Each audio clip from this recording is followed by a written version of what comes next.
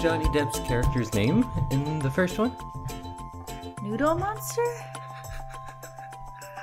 Yes, his character was named Noodle Monster. I'm not sure. Because they definitely, modernized the names in this one. Yeah, this is definitely things that people of this age would be named now. There's no more Rod, because they don't name kids Rod anymore. Nobody's name is Rod. Oh, this is my baby, Rod. Instead, they're named Jessie and Quam. Quen. She couldn't say his name. No, she never said the correct letters in his name. She just says it as one syllable always. Quam. Quam. His name isn't Quinn. Wasn't it? No. It was Quam. Quen. She loves that glottal stop. No T's for Rooney Mara. No, and no emotions. No. Oh, wow. Well, you know what? We're already criticizing the movie. Maybe we should get into it. And welcome, everyone, to another episode of I Love This, You Should Too. My name is Indy Rendawa, and with me is Samantha Rendawa. And we are members of the Alberta Podcast Network, which is locally grown and community supported. So, if our butchering of the name Quentin hasn't told you already, today we are truthfully wrapping up our Nightmare on Elm Street series with the remake from 2010. Ugh. And if you want to hear more of our Nightmare on Elm Street, go listen to the last, 7 episodes? The last 7 episodes. This is our 8th and final Spooktober episode. But also, probably not really. But probably not, no. Next week, we'll have a little Nightmare on Elm Street roundup. Maybe we'll pick our favorite characters, kills, movies, do the final rankings and all that as we lead into the next movie, which, you know what, may be a little bit spooky again. I think we're just going straight from Spooktober to Christmas. We're skipping November. Yeah, who needs it? Who needs November? Not me. Well, we are going to get all into this remake in just one moment, but first, let's thank our first sponsor of the episode. And this episode of I Love This, You Should Too is brought to you by the Alberta Blue Cross. Even if you're a busy business owner with more meetings than hours in a day, you can be calm and collected when your group benefit plan is taken care of by Alberta Blue Cross. Your employees can manage their own health, dental, life, and disability coverage online, anytime, on any device, making it easier for them and for you. To learn more and explore your options, head to ab.bluecross.ca. Samantha, this is your first time watching the remake, and now you are deeply rooted and well-versed in this Elm Street world. You've seen all the movies. You know what it's all about. What are your first impressions on this remake? Oh, this was a rough one. How so? It just tried to make it so modern, and used a lot of things that modern horror movies use, like jump scares and really loud noises and lots of shadow and stuff, and it just didn't work for me because what I like about the original Elm Street movies is that they don't use those cheap new horror things. So I kind of missed the quaintness of the original ones. I absolutely disagree. Or no, wait, sorry. I absolutely agree with you. I was like, what? I was like, I just heard you talking about it when we were watching it. I absolutely agree with you, but I might disagree with one small thing. I think you can just substitute the word cheap for modern, because old movies could do these sorts of things as much. But I think bad 80s movies had a different thing going for them, and bad 2000s movies like this, they kind of fall into those same very cheap and manipulative and easy and lazy scares. And I think that's what we get here. Yeah. With a lot of the Nightmare on Elm Street movies we've watched some bad ones. We have. Some really bad ones. We really have. But I often say I'm more forgiving of a bad movie that tries something and fails than a movie that tries very little. And that's what this movie was. I agree. It was so middle of the road, it's almost more offensive than like Freddy's Dead, which was a piece of garbage.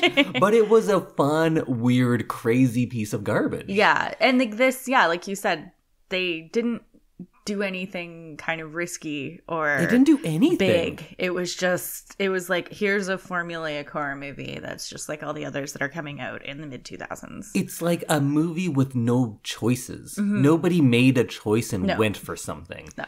It's just they split the difference on everything. They're like, oh, should we make it really gory or should it be supernatural? A little bit of each. Everything was just a little bit of everything, rather than committing to anything or trying anything. Yeah.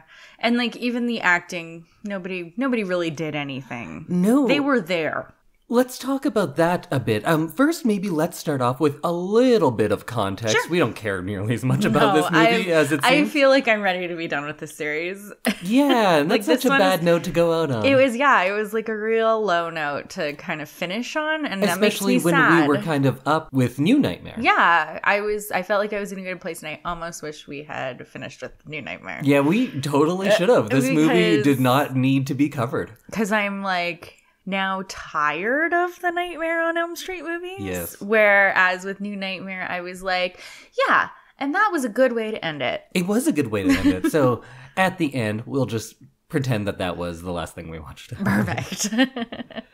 So this movie was made by a production company called Platinum Dunes. Oh. And in the years prior to this, they had just been doing horror remakes. That was their thing. Okay. They remade Texas Chainsaw Massacre in 2003, Amityville in 2005, Hitcher, Friday the 13th. So they were just doing remakes of horror movies, and that was their thing. Oh, okay. Then they did this one in 2010.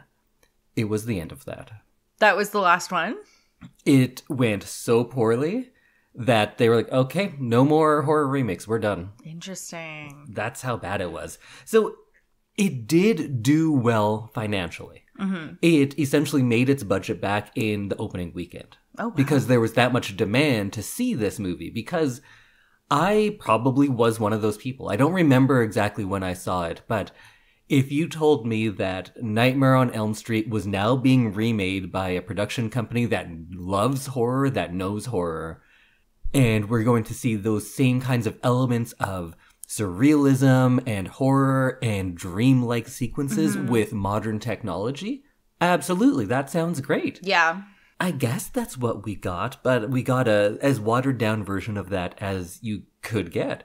So when this movie was made, Jackie Earle Haley, who plays Freddy Krueger, and Rooney Mara, who plays Nancy, had both signed up for multiple films. Oh, so they were going to do a franchise. Yes. Oh. And although this made a lot of money right away, the drop-off in how much it made for each subsequent week was huge. Right. So that gave them an indication that nobody wants to see this. Right. So after Nobody the was first coming back week, to see it again. and once word got out of what kind of movie it was, no new people were coming to see it. Fair, yeah. It sold based on the name Nightmare on Elm Street. And they talked to Jackie Earle Haley, at least, about what his salary was going to be in the upcoming movie right away because it got to be so big. And then very quickly they realized, once reviews started coming in and once people started talking about it, because this is an Elm Street movie that was released in the internet age, so word spread quite quickly. Right. And they realized what happened. And people from the company, their quote after this was, "Our phone didn't ring for 2 years after." Like, nobody came to them with projects because of this movie. So they instantly scrapped all of the sequel ideas, and they're just like, okay, that's it. So much so that they said, yeah, we're not doing horror remakes anymore because no one wanted to give them their properties anymore because this went so poorly. Because they just screwed it up. Yeah. And it's not even like this is an aggressively bad movie. We've seen worse movies. We've covered worse movies on this podcast. This is just such a it keeps using like middle of the road and I think just watered nothing down special. is a good way to put it. There's just nothing special about this movie. There's nothing fun about this movie. And there's so many fun special things in the like in the Freddy like universe that they could have used and would have been 100% better. It would have been really easy to make this actually a really good movie.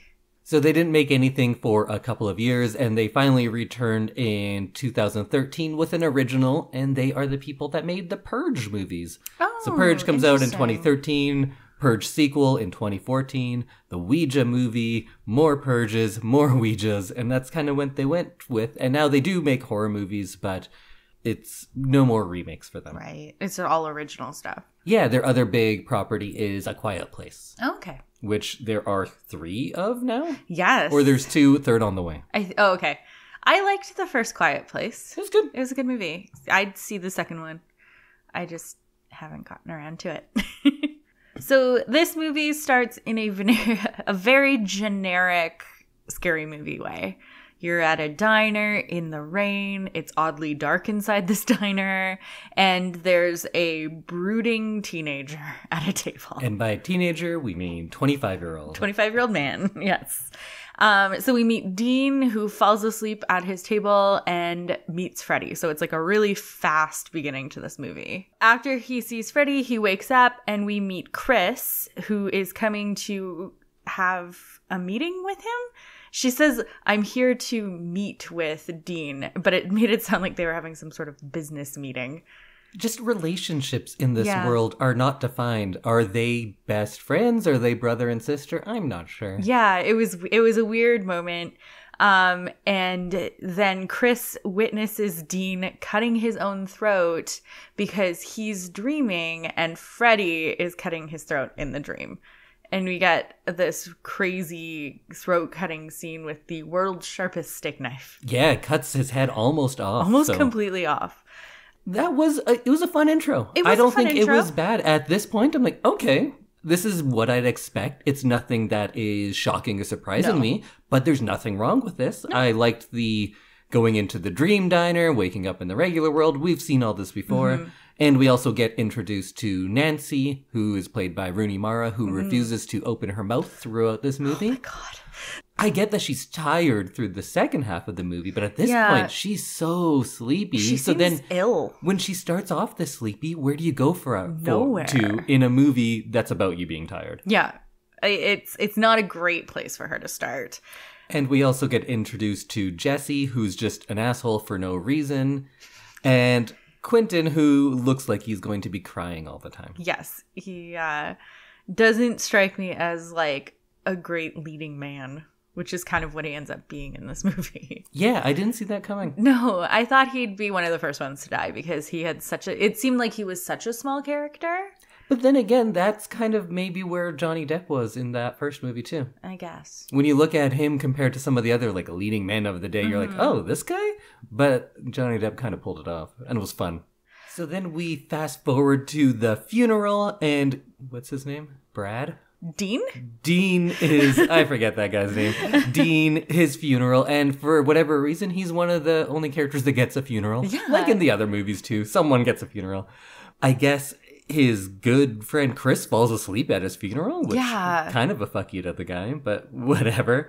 And Chris thinks like, oh, something weird's going on here. And Nancy's like, no, something weird is going on here. And then Jesse gets in their faces like, nothing happened. You didn't see a goddamn thing. Fuck you. It's either underacting or overacting in this movie. Yeah, no in between. He loses his mind on them. Maybe that's the only thing that's not middle of the road in this movie. The acting. And then we get a straight ripoff from, I guess we can't say ripoff if it's just from the original movie, but a redo of the Freddy coming through the wall above her bed. Yes. Which was done for probably $50 in the first one with a sheet of fabric that he just kind of poked through. Like and here probably cost thousands for this CG, and it looked terrible. It was awful. It looked very bad. The one thing I was expecting from this movie was to have some cool special effects. Why would you remake things exactly? Because you're just inviting the comparison. Now. I understand you are a remake movie, but you need to do something different. And at points they tried to, but with actual scenes, beloved scenes from the first one, they just tried to do the same thing. And oddly enough, with probably 20, 30, 50 times the budget, many, many years later, they look objectively worse much of the time. Yeah, I was hoping that with the like technology available and like computers being crazy and awesome, you'd think that they'd be able to like pull it together and make it actually look like it's from this time. And Chris is having dreams and stuff when we think she's going to be the main character, kind of like Tina in the first one. Oh, I guess people aren't named Tina anymore either? No. They're Chris with a K. Oh, Christina. Maybe that's a thing. Oh, maybe. Possibly. Possibly. Yeah, I like that theory. And we see that her and Jesse are apparently in a relationship because he sneaks into her room. Or they were. Okay. They broke up because he was all angry at her because she was having dinner or whatever with Dean. Right. Yeah. Because boys and girls can't be friends. No, well, Jesse is a straight up, like, sociopath. Yes. And so, yeah, she's been having these dreams. Jesse comes into her window. Like, call first, man. Yeah. This is the age of cell phones. Here's my thing to everyone out there. Don't show up at someone's window. It's not romantic. It's scary. No, and it's always like they creep out of a shadow, too. It's never like knocking on the window or something. Why did he come to the window? Her mom's out of town. True. And later, at the end of this scene, he runs through the house to get out. Because you could say he came through the window to avoid the alarm, but there should be an alarm on the window as well. But whatever. Maybe there's not. But then, if he's avoiding the alarm, why would he leave through the house and set off the alarm on the way? Panic? Yeah, sure. I don't know. I've tried to just like we usually do, fill in some like plot holes. So Jesse is having the same dreams. So you'd think, oh, they could talk about it and figure it out. And he's like, no, I'm not talking about it. It's nothing. Okay, I don't know why you're so angry. Yeah, and he like won't even let Chris tell him about her stuff. No. He's like, I don't want to hear about it. It's just, I think they could be saying that they're making some sort of choice about this like really aggressive guy and this is the kind of person he is. But what it seems like to me is it's lazy writing and they're just trying to invent conflict. And when there is no actual conflict, people here are in agreement. They just have one person just deny whatever the other is saying for no reason. Yeah. Which we'll see later with the Connie Britton character as well. And just like be loud. Yeah. It's like, yeah, the use of volume in this movie is cheap and annoying. Oh, very. So then she has a dream and she's looking for her dog, and anytime you hear a bunch of stupid sound effects, that's what I have written. Oh, there's stupid sound effects. This must be a dream. Yes. Because there was a bunch of stupid. The sound design was very annoying. And like weird lighting. They try and do this like dream state lighting, but it just looks dumb.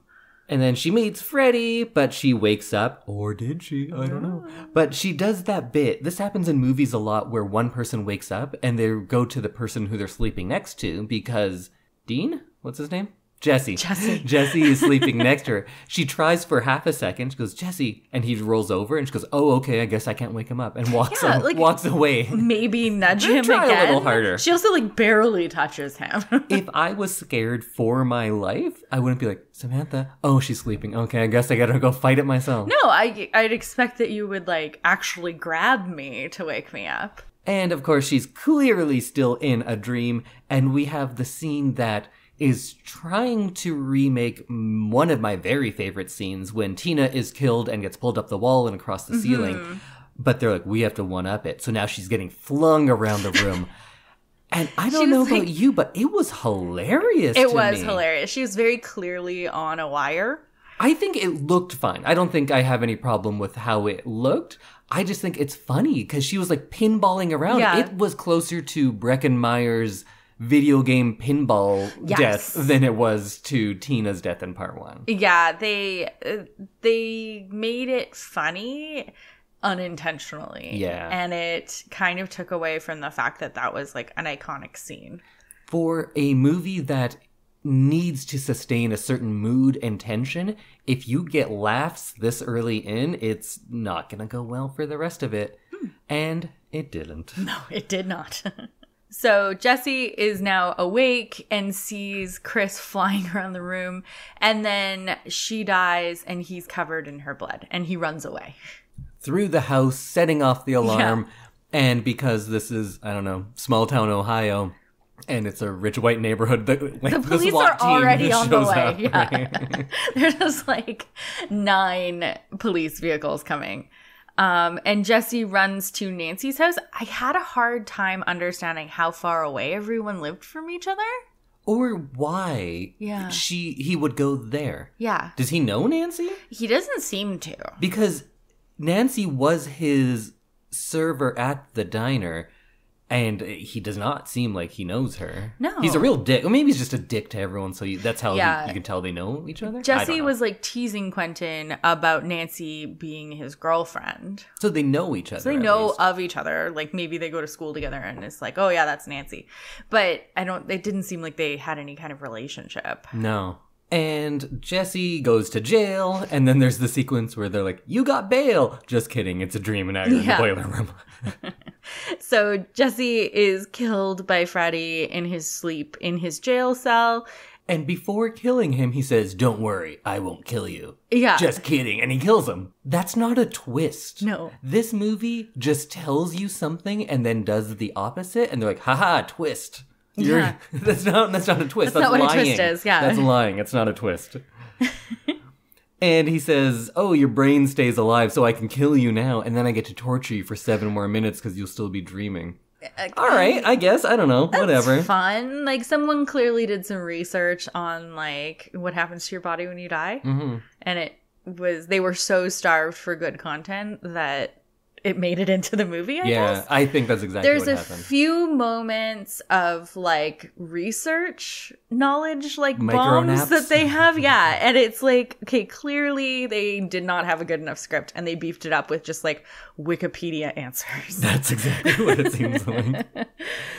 So now Nancy goes to her mom and says, hey, Mom, do I have a secret connection with these people? Yeah. Which is a weird thing to ask. And the mom's like, no, you don't. That is the truth. I'm telling you the truth. I'm your mom. Again, that's not a twist when it's revealed. It's just lying. Yeah. Not the same. No. And there's also another moment where Nancy asks her mom, like, a question 3 times. Same question. And then she's like, oh, yeah, but actually. That comes up later, yeah. Never mind. Here's the answer you're looking for. Stop lying to me. I'm not lying to you. I'm not lying to you. I'm not lying to you. Here's the truth. I lied earlier. I lied to you. And she just says it like that. And it's like all terrible. in the same breath. Yeah. Then we have a remake of the tub scene. Yeah, which was... This one looked fine. It was fun, and I liked... It didn't add anything, though. It just didn't ruin it. Yeah. Which, in this movie, is a win. I'll take it. And I think that's because it was, like, an exact replica as opposed to trying to, like, do something slightly different. That's true. They didn't one-up it. Yeah. They didn't add any shrieking noises to it to scare you a little bit more. It was just the glove that came up and then went down. And then, And I thought it was one of the better scenes in the movie. And then she wakes up. And that, does she? Or does she? Because then she walks out and she walks into the snow. And I think that was a good effect, too. See, there are things you can do quite easily. And I liked that when she's kind of discovering this, what we learn is a secret past. And she's walking through her house and then it begins to snow and she's walking on the snow. Yeah. There was some cool moments. Okay, this movie had its moments. It was occasionally okay. I think it was often okay, but there's just so many things you could do with this. It's such good source material. It's such a good concept. Yeah. You can go in so many different places, and they just kind of didn't. The only place they went to is, what if things keep leaping out at this screen, and then there's a shrieking noise, and then it turns out everything's fine. Yeah. That's the well they went to like 30, 40 times. Yeah, exactly. She has a talk with her mom, and I think this is the first instance of her mom just saying, I'm not lying, and saying something which is very clearly a lie. Meanwhile, Quentin is on the swim team, and he falls asleep while swimming? Yes. That seems hard to do. That does seem hard to do. And he gets to see the flashback of what the preschool parents did to Freddy. You know what? I think I actually liked this sequence. This was a really good way to add in, like, plot. Some quick plot. I'll say that it's one of the most effective scenes in the movie, but I also have a huge problem with its existence. So it looked great. I liked that they gave this backstory that we've had hinted at in all of these 7 other movies. And I like the idea of this group of parents coming together and straight up murdering a guy. But the way they did it, was done to gain sympathy for Freddy. Because at this point in the movie, it becomes revealed that he's a child molester and not a child killer. Right. And, actually, he didn't even do it. But later, of course, he did. But at this point, they're playing that he was an innocent man who was killed. Right. Why? Yeah, like, it was an odd piece of exposition to add. That's coming from me, someone who always says, like, you need to find some sympathy in all good characters. I believe that for the most part. When you are a maniacal dream demon, you know what? I think it's cool for them to just be bad guys. Yeah. And then plus, if you're going to say, like, actually, he was innocent, so they deserve this. But then to be like, nah, just kidding, he did it. Yeah. Why? Why would you even add this whole sympathetic angle? I don't get it. Because it's just hey, this happened. Just kidding, it didn't. That's not a twist. That's not a surprise. It's just lying. It's not the same thing. It's so lazy. The idea of him being a child molester. What are your thoughts on that? I felt like, I don't know, this is like a weird thing to say, but like I feel like there wasn't enough evidence given to us that he was a child molester. It was like kind of hinted at, but then there was never any difference between when they were saying Freddy was innocent to when they were saying Freddy did it. That's actually true. I didn't think about that. Like, we just watched it. Wait, do you think Freddy's innocent? No. Okay. But I do think that there should have been a little bit of evidence of... Well, they go and find that room later, like the cave. But it also, like, never at any point do the kids remember being, like, molested. That is very true. And so I was like, in our second watching today, because we always do notes and watch some of the movie, I was like waiting for something that I missed, which didn't end up happening because I didn't miss anything. It just wasn't there.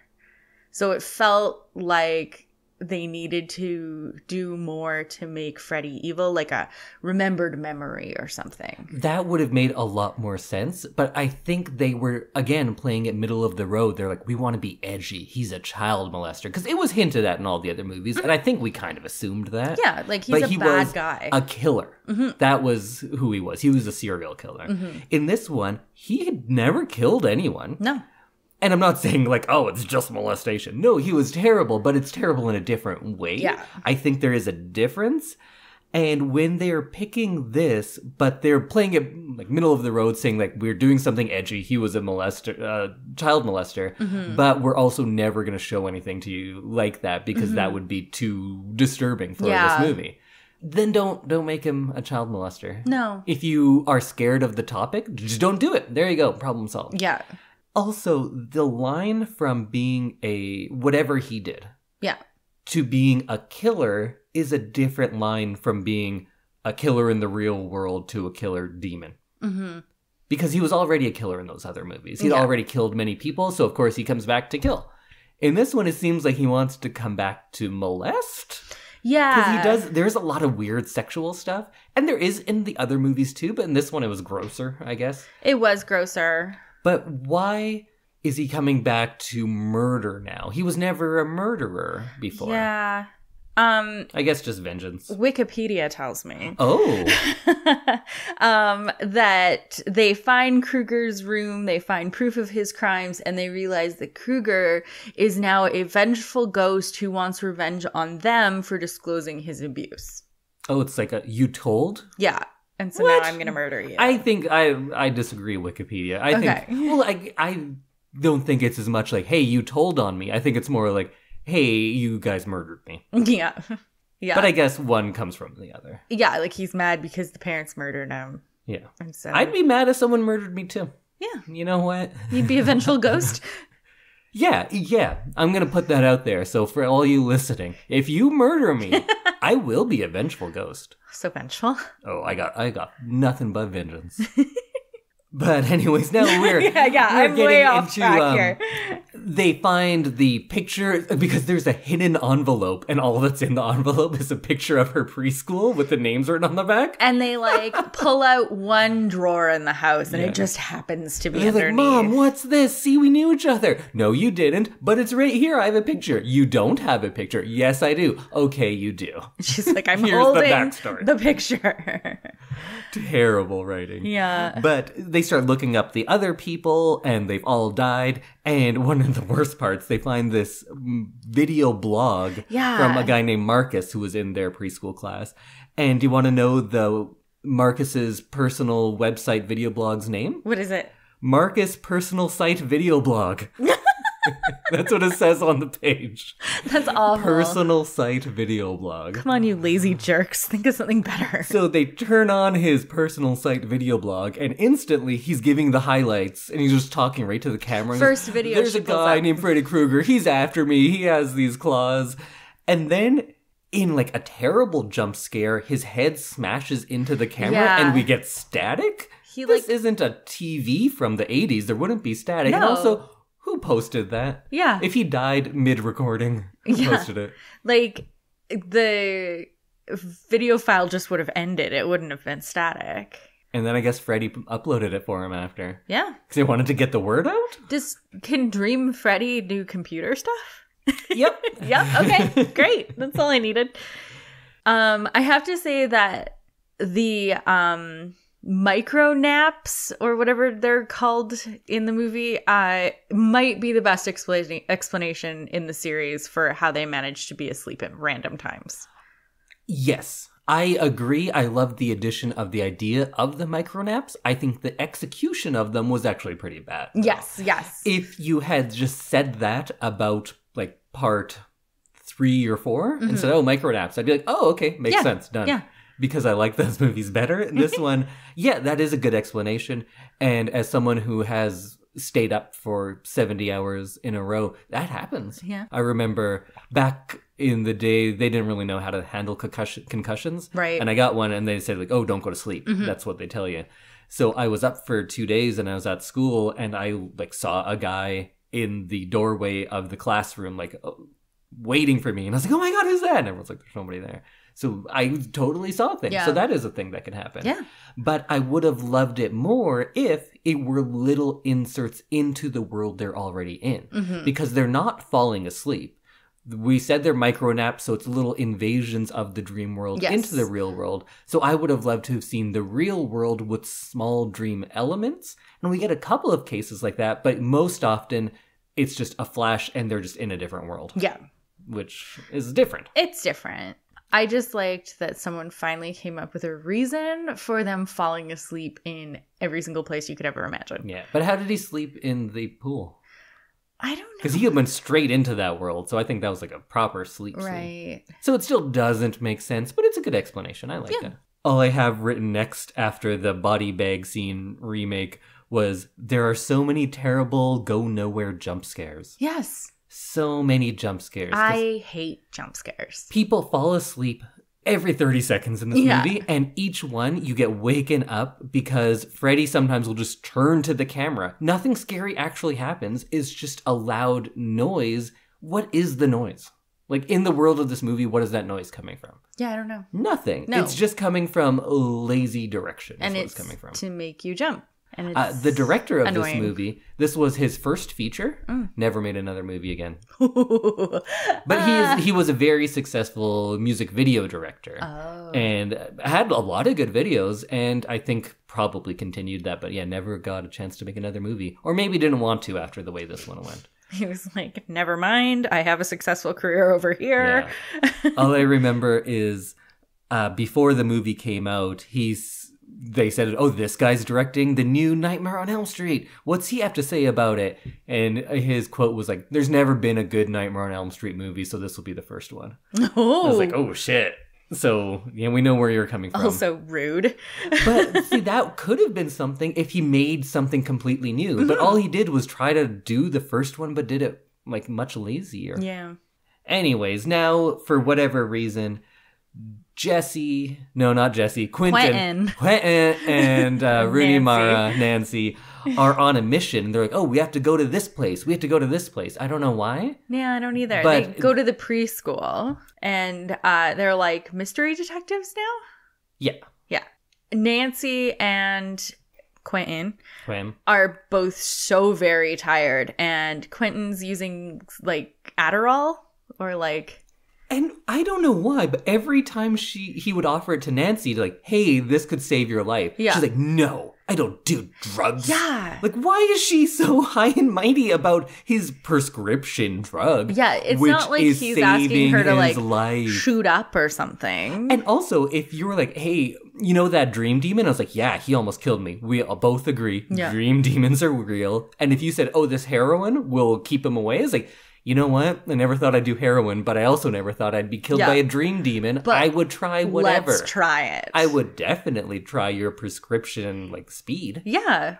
It's like ADHD meds have been around forever. Yeah. So it's not even like something that she probably hasn't seen before. Why do they add that? It's weird. It was a strange addition. Because it comes up, I think, 2, maybe 3 times. He definitely asks her if she wants a pill twice. Yeah. And then the third time is adrenaline. Just like straight up adrenaline from the hospital. That she's fine with. Yeah. So she gets cut in one of her dreams at the drugstore. Mm-hmm. I love this. It was like a very sitcom-y thing. They pull up to the drugstore and she goes, what are we doing here? You guys never talked this whole drive? No, like apparently there's no plan. That's like how sitcoms, when you come back from the commercial, they're like, here we are at the drugstore to get my medication. Yes, we are. Sounds good. Yeah. Let's continue on. So they do that and she gets cut and they go to the hospital and they need to put her under to give her stitches? I think it was because she was like panicking. But that they wanted to put her under. Until they took a needle saying that we're going to put you under. Yeah. You don't need to be unconscious to get stitches. I got mine without any anesthesia at all. Yeah. Which I don't recommend. No. They can do like a local nerve block so that none of your nerves in that area are working. Yeah. It's not a like lights out procedure.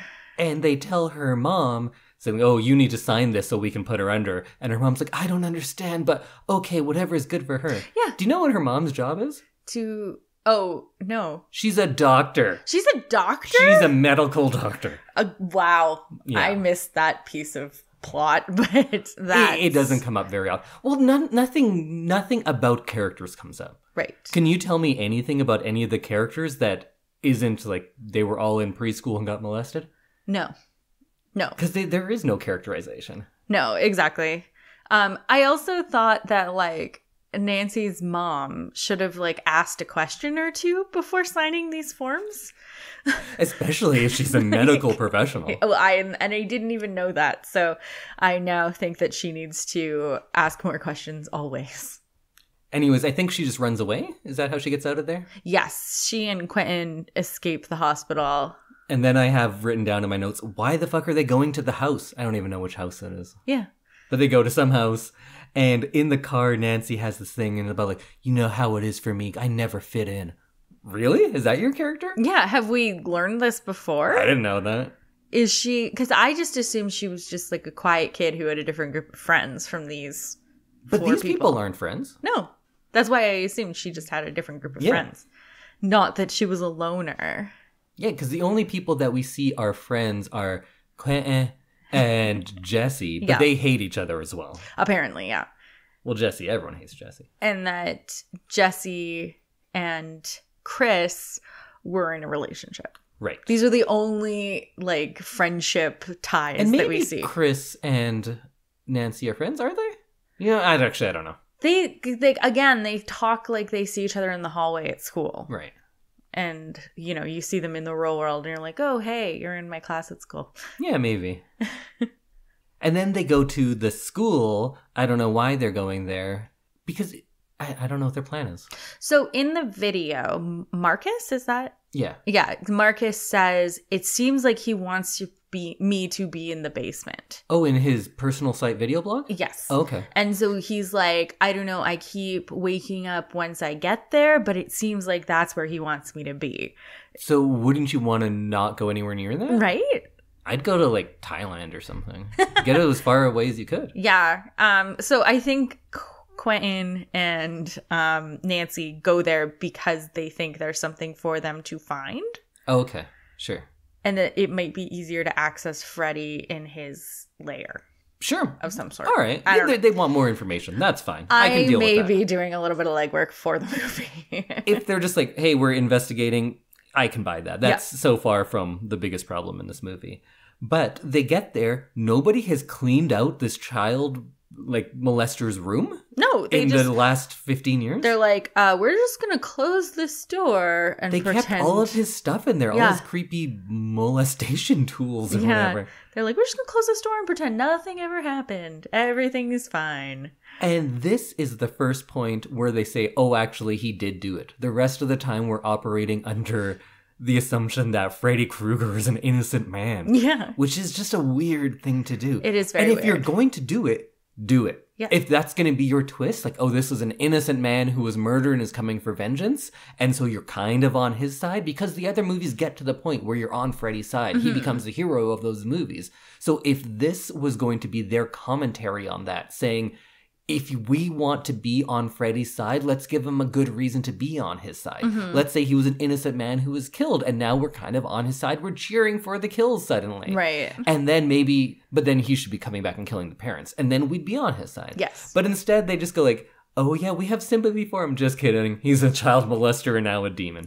And then this is where I wanted a flashback scene where they remember being molested or something. Something like that needed to be in here, because the switch from innocent to guilty is so unnoticeable. They just find pictures that she drew? And they're like, oh, he did have a secret room. Yeah. But there was no proof of him actually molesting anybody. Yeah. He just had a picture that Nancy drew. Kind of sounds like you don't believe these molested children. No, I for one, believe the victims of Freddy Krueger. I do believe the victims. I just needed... You just wouldn't vote to convict, that's all. No, I would. I would. I just don't think that the movie believes the victims. Yeah, that's... Yeah, you know what? I believe the victims. That's a fair question, though. If this went to trial based on the information in this movie, I don't think you could convict him. No, and I think that a large amount That's what's wrong with our justice system. That's why we need to just be throwing gas cans and going, this is for my son! Yeah. Remember when he yells that when he throws a gas can? That's like the equivalent of going, Kobe! He goes, for my son! Yeah. And throws the gas can and burns him up. Yeah. It was interesting to see the parents kind of taken over by like mob mentality. Mm-hmm. That was kind of fun. Because I feel like that's how parents would react. And then he goes and kills Quan. And he goes, tag, you're it. Kills him and he dies real fast. But just kidding. He's not actually dead. Mm-hmm. And Nancy and Quentin decide that Nancy needs to fall asleep so that she can pull Freddy into the real world. Right. And kill him. So Nancy falls asleep. And just like in every other nightmare movie, the person who's supposed to be watching the sleeping person can never stay awake. Well, he gets killed. Kind of. On camera, it looks like he's dead. He gets slashed up and falls to the ground and doesn't move. But he comes back and wakes up and does save Nancy in the end. But in her dream, we get the big final battle. And it's, I don't know, it's fine, I guess. We get a redo of the sticky stairs or hallway. Yeah. I thought that looked pretty good. Yeah, that was fun. Didn't really add anything, but it looked good. Yeah, it didn't need to be there. But then he says, how's this for a wet dream? Ew. Why? Ew. That was from part 4? I think he says it in part 4 when the guy gets killed in the waterbed. Oh, right. And there's the naked lady inside his waterbed. If you're making this is a serious movie, no silly jokes. Well, maybe a couple silly jokes. Yeah, just a few here and there. Why do that? Pick a lane. Just do one. You can't have a little bit of each. Mm-mm. And yeah, Quentin's fine. He wakes up and gives Nancy an adrenaline shot. She wakes up and they fight Freddy in the real world. And she has a line now, which is actually from Freddy vs. Jason, but we won't get into that because we haven't seen that one yet. And she slices his hand off and goes hurts, doesn't it? But no, it doesn't. He doesn't react at all. No. So clearly it doesn't hurt him. And then she slices his throat and says, like, you're in my world now, bitch. Or And whatever it that is. seems to hurt him. Well, he dies. He does, yes. Or does he? So we are shown on camera, he is dead. This is the end. But of course it's not. So they then torch the place? Yes. I think? They light it all on fire. Rather than saying, like, here's evidence about this child molester. We were telling the truth. Let's just burn it all down. Yeah. And the police officers and firefighters are unable to find Freddy's body. In a dumb ADR line. Yeah. So it's like a wide shot, and then someone you can just hear in the background, I can't find the body. Yeah, there's like no remains found. So stupid. So then everything's fine, right? And we go home, and in a shot, which I assumed was done for a 3D movie, because why else would it look like that? Mm-hmm. But Freddy pops through a mirror, puts his claw through Nancy's mom's face, pulls her into the dream world. I don't know how he got back to the dream world. He's a physical body now. Yeah. But whatever. I don't know how he's still alive because we saw him die, but also whatever. And that's the end of the movie. Yeah. And it was real dumb. And there's like some dumb song after. Oh, I didn't even notice the dumb song. It just didn't seem to fit with the tone of the movie. I don't remember what the actual song was, but Was it Evanescence? No. That probably would have fit better. Yeah, maybe. But one thing it did do just as well as the first movie is have a really dumb final shot. Mm-hmm. That was the worst part of the first movie, and it's a medium part of this movie. Yeah. Yeah, and it was a callback of something that we did not need. That we didn't like, that the director didn't even put in. No. So that's an odd thing to call back to. Something everybody disliked. Yeah. And that's the thing that got the most right, I think. Yeah. I miss Robert Englund. So let's talk about that. Performances. Yeah. I think I like Freddy. You like Freddy? I think. Well, so here's how I feel. Through the first half of the movie, I was thinking that I like his performance. Mm-hmm. And I actually liked the makeup choice. By the end of the movie, I disliked both. I disliked the makeup choice from the beginning. So I'm not sure if I grew to dislike them because I realized that they weren't that good, or if I just got upset with how bad the movie itself was. I think it was fine, at least. I don't have issue with his performance. What I could say is it's probably one of the better things in the movie. I think it's the best performance in the movie. I think he did a good performance with what he had to work with. Mm-hmm. I did not like this new makeup, but I was okay with him being Freddy. I grew to dislike the makeup. I think what got me the most was the lack of lips. It that is what I like disliked. An animal. Yeah. He seemed like a little bit like a chipmunk, maybe? Yeah, and like it was kind of cute. Parts of your face don't just melt off. Like you'd still have scar tissue and everything there, so you'd have some kind of lip. Oh, sure, your lips could melt off. Can they? Why not? It's fat, right? Oh, I guess. Okay. You know, I'm not sure. I've never really melted my lips it. off, Yeah. but I feel like they could melt off. I've never considered whether or not that would happen. So I just didn't like the lack of lips, I think. Because the rest of his face was so smooth or like all like melded together that he needed something to make him look a little bit more lifelike. I think the lack of lips made it look a little cute, which I think was the issue. Oh, no. He looked like a little chipmunk or Cute something. little Freddy? Yeah. So I think the makeup was meh. I didn't hate it. I don't think it was great. But I think his performance was one of the better things. But I think a lot of that is because I hated the other performances. Mm-hmm. Connie Britton, who you really like. She's a great actress. Not in this one. Not in this one. All she does is just yell the same thing a few times. Rooney Mara was just brutal, I gotta say. Mm-hmm. I always hate like just talking bad about actress performances because it seems more personal than like attacking a movie and here's what's wrong about the movie. Mm-hmm. But I thought it was very, very bad. Rooney Mara in this barely seems like she has a pulse. Never mind emotions. She was asleep through the whole movie, and you can say in later parts it's like, oh, because she was so tired. Yeah. But you can't play like that from the beginning then. No. You have to have some life at some point. Yeah. I thought the person who played Chris was just kind of annoyed me. Mm-hmm. I thought the person who played Quentin looked like he was going to cry the entire movie. And Sorry, who? Oh, sorry, Quentin. Oh, okay. And I thought Jesse, I just hated him. But I think he was doing what the script wanted him to do. Probably. But it was just like... I just did not like performances in this. Just have unexplainable rage, please. Yeah. Yeah, this movie does something maybe impressive. Mm-hmm. It's constantly coming at you with new things, yet it's somehow still boring. Like, anytime there is a scare, the movie doesn't give it any room to land. It's just like, okay, now it's now time to the next jump scare, and now it's time for the next jump scare. So we don't get much opportunity for tension to build or for any sort of terror to build after one of those moments. Because you need that moment, it needs some space to breathe so it kind of solidifies the fear in your brain. But something would happen that's supposedly scary, but it would cut away so quickly and go on to the next scary thing that I can't even remember what it was that was the jump scare 30 seconds ago. Because here's another one. And it's usually not even an actual scary thing. Sometimes it's just turning to the camera. And they would just put that noise in to tell you that this is a scary thing. Which I hate. It's lazy. It is lazy. It's the movie equivalent of just like yelling at someone while they're sleeping. Like, yeah, of course that's going to scare someone because it's unpleasant. Yeah, it's not doing loud, anything good. It like does bad things to your like nervous system, but yeah, it doesn't do anything in a horror movie. And it just seemed like nobody is having fun in this movie.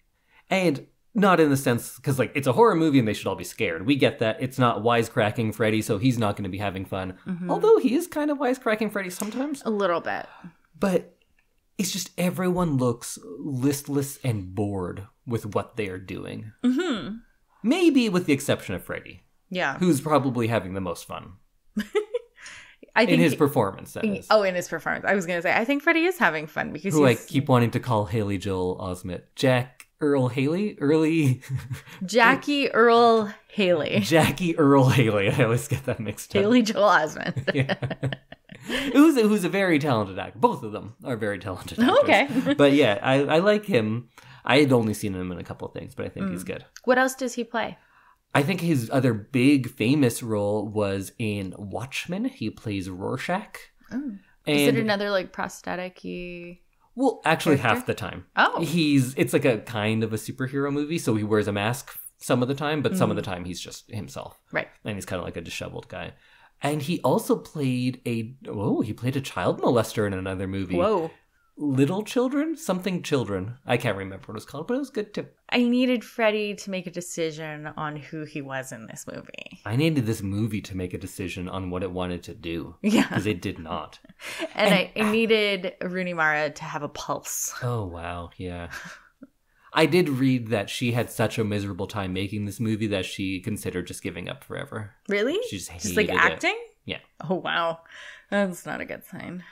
One thing that I really disliked about this movie is how much time they spend on the mystery of who's Freddy, what happened to him. But it's Nightmare on Elm Street. We all know. Yeah. Nobody's seeing this first. And then even if they were, the way they go about it, because most of this movie is spent finding out who Freddy Krueger is. And of course, like 95% of the people seeing this movie already know who he is. But they spend so much time researching and finding out and investigating, but they find all the information at the beginning. It's just people go like, no, that never happened. Yeah. And again, that's not unweaving like a big tapestry of mystery. It's just lying. And that's, I think, at the heart and like kind of epitomizes what's wrong with this movie. It doesn't put any nuance into things. It doesn't let you find things out. It just tells you one thing and says, nah, just kidding, that never happened. That's like the equivalent of the jump scare for a plot of just saying like, here's this thing, but it doesn't matter. Right. Most of the things we see in this movie don't matter. You could edit this movie to, I'd say, a good 35 minutes, and you would understand the plot just as well as you do watching it at the full length. I agree. That's what's wrong with this. So many things. Quite a few things. But that being said, it's not a bad movie. Right. It's not egregiously bad. It's not so bad that it makes me angry. Like, what? Why would that happen? It's just a lot of, why wouldn't you do something fun with this? Yeah. Why wouldn't you try something? It's already such a fun franchise. And premise. You managed to make a very fun franchise and premise very boring. Yeah. Everything about this was... And annoying. It was a boring movie, which I think for something like this is worse than being bad. Because Freddy's Dead is a bad movie. Would you rather watch this or Freddy's Dead? Freddy's Dead. Of course. Because there's stuff happening and people are invested. It's fun. Yeah. People are having fun in that movie. Were there terrible choices? Oh, God, yes. Oh, yeah. But there were choices. They made choices. They tried things. Yeah. They failed, but they tried things. This movie didn't try to do anything new. It relied on the old movie for the best parts of it, and it relied on the most middle-of-the-road horror movie for everything else. I'm just like, I don't know, jump scare. Yeah. I can't believe it's over. Or is it? Uh-oh. Because next week... No, I'm just kidding. Oh, God. I was like, no. We have a different plan for next week. But we actually are going to talk some next week. Yes, but we're not watching another Friday the 13th. Or Nightmare on Elm Street movie. You've never even seen a Friday the 13th. No, I don't know anything about that. Because next week No! There's more of those than there is of this. Is there? Yeah. Oh. What do you think? In next year, do you want to do Friday the 13th? Maybe, yeah. I'm down to do another big franchise. Yeah. Or Halloween. Halloween's? Yeah. Halloween could be 2 separate years because they have 2 timelines. Oh, man. And then there's a remake timeline as well. Is there? There's the Rob Zombie ones. Oh. Who's Rob Zombie? So, Rob Zombie... One sentence answer. Okay. He was a musician who is now a director. Okay. And some of his stuff is kind of good. Some of it not so much. Okay. Good to know. Thanks for that. Yeah. Our second sponsor of the episode is the Well Endowed podcast by the Edmonton Community Foundation. Hosted and produced by Andrew Paul and Lisa Pruden, it explores the impact of passionate people who are working to make Edmonton a strong, vibrant city to live in. The Edmonton Community Foundation helps people create endowment funds. The podcast tells the story of how those endowment funds intersect with the community. You can subscribe at thewellendowedpodcast.com. Happy Halloween, everyone, because this came out on Halloween. Happy Halloween. I hope everyone's getting ready to give out candy to trick-or-treaters. Or go trick-or-treating. Or go trick-or-treating. So good luck. Hopefully it's not snowing. And we'll see you next week. Where we will do a little review of all of our Nightmare on Elm Street fun. What do you think we should do? We should maybe give Best Kill? Yeah. Favorite character? Favorite character? Favorite Freddy iteration. Oh, rank the movies. Yeah, rank the movies. The official final ranking. Yes. And I will stop just saying, and all the other ones. Yeah. I will try and put them in numerical order. And then we will preview our next movie because we're getting back into the regular format. And it's going to be Samantha's pick, so she's going to let us know what we'll be watching for the big watch the week after that. Yes, a extension of Spooktober. Let's keep Halloween going. Spookvember, people. Spookvember. Excellent. And we'll see you next week, everyone. Bye. Happy Spookvember. Woo. Oh, that was pretty spooky.